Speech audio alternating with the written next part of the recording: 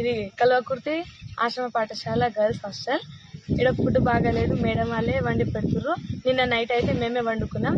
Washrooms బాగాలేదు, dining hall ఏమో smell వస్తుంది, కుక్కలు అవన్నీ గ్లీజ్ చేస్తున్నాయి, క్లాస్ రూమ్స్ ఇంకా డార్మెటరీస్ అన్ని గ్లీజ్ గా చేస్తున్నాయి.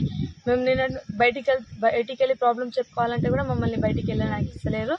ఇంకా ఇక ఈడనే కూర్చోబెట్టి తినిపిస్తారు. నిన్న కూడా 2-3 గిన్నెలు అన్నం పారేసిర్రు, అంత ఉడకలేదు. పొద్దునైతే కొంచెం మెత్తగానే అయిపోయింది, ముద్దలు వచ్చేసింది. ఆయన మేము అన్నం తినేసినాం, కానీ మెమోలు ఉన్నట్టు ఏం పెడతలేదు. రోజు కిచడి, జీరా రైస్ ఇంకా సాంబార్, ఎప్పుడెప్పుడు కారం పెడతారు. ఉప్మా కూడా పెడుతుండే, ఇప్పుడు అది కూడా పెడతలేదు.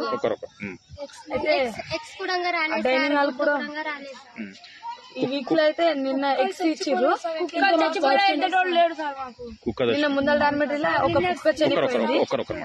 కుక్క చనిపోయింది. అయితే మేము సరికి చెప్తే మున్సిపాలిటీ వాళ్ళని పిలిపించి ఎత్తిపించారు, కానీ అది 2 రోజుల నుంచి అలానే చనిపోయి ఉంది. 2 రోజుల నుంచి చనిపోయి ఆడింది.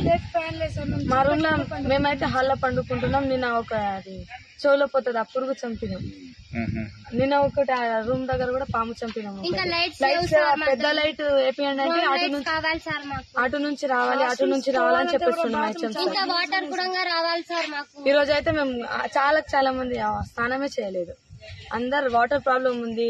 బోర్ నిన్ననే వేపించారు, కానీ సార్ ఇంకా వాటర్ మోసుకొని పోతాం సార్, లోపల నుంచి తీయాలి.